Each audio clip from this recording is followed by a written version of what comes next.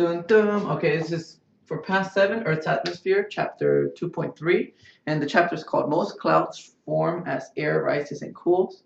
And we're going to focus on the first half of this section because the second half is just about clouds. I think it's a little bit easier than this part, so let's get on with it.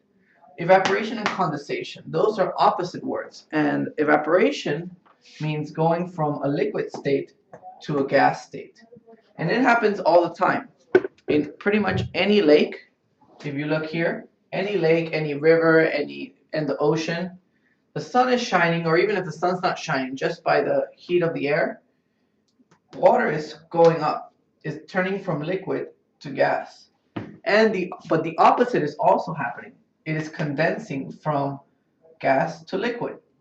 And this condensation doesn't just have to happen here, it can happen on the surface too. But if you remember, I drew water like this because I hope you guys saw the introduction to chapter 2 that said everything's made out of atoms. And we use this symbol, H2O, this is the chemical formula for water. And what does this mean? It means it has 2 hydrogen atoms and 1 oxygen atom. So here are the hydrogen ones, the small ones, and here's the oxygen one. And this is kind of the shape it looks like. So that's why I drew them like this. So when a lot of these water gas molecules, and water is a very small part of the atmosphere, but there's still a lot of water in the atmosphere. But it's part of that 1%. If you remember, the atmosphere was 21% oxygen, 78% nitrogen. That 1% water is part of that. So when that water goes up, first it's kind of hot over here. That's why it's gas.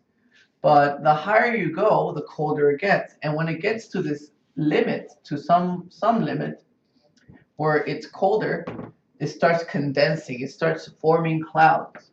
And these clouds start getting very heavy with water because the water starts going from gas into a liquid, or sometimes a solid if it's cold enough. And eventually, it'll fall down as rain or as snow. And both of those we call precipitation. And that is one of the words on page 57. That's one of the words you should know, precipitation. Rain or snow, something that comes down. All right, the next one I think was probably the hardest part of this was dew point. And dew point has to do, it says dew point is a temperature in which air with a given amount of water vapor will reach saturation. So that means at this temperature, there will be a balance between things going up, water evaporating, and condensing. And that is called saturation. Saturation is when it cannot take more because it is condensing at the same rate as it is evaporating. Saturation pretty much means full.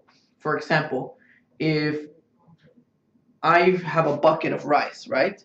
I don't know if you've ever seen those buckets. And you pack it with rice, and no more rice fits in that bucket, like this. Oh, it's full of rice. I smashed it as much as I can. I can say this bucket is saturated with rice. It is full. It's another word for full. And the last thing was, yes, I drew a picture of condensation. How you can see condensation, and it says that if it touches a cooler surface, things can condense. Well, I drew another picture here. Imagine there's a hot shower. You take the hot shower, and steam comes out because the water's hot, right? But the mirror is not hot. The mirror is cold. So when this gas touches the mirror, it cools down. It cools down to a temperature where it is liquid. And that is why it starts forming little drops of water.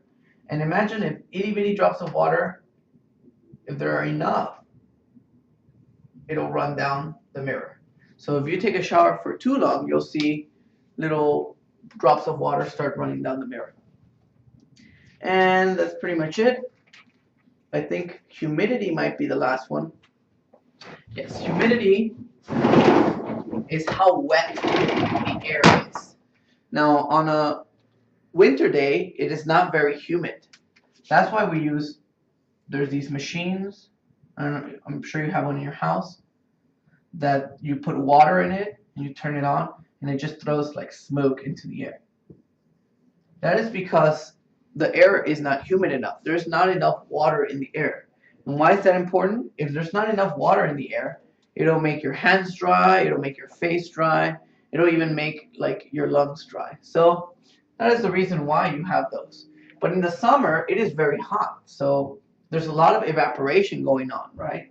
So in the summer, it's usually very humid because there's a lot of evaporation going on.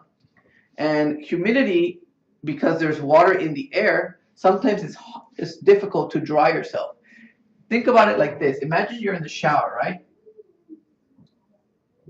And you left it on.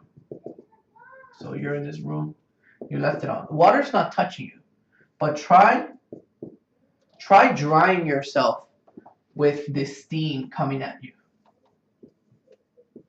You'll find it very difficult. It'll be very difficult to dry yourself if the air is very wet. That is why it's usually easier, well, it's probably better to turn off the water. You don't waste water.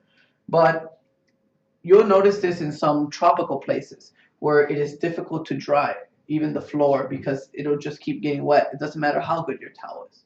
So that is humidity. Oh, that's it. Goodbye.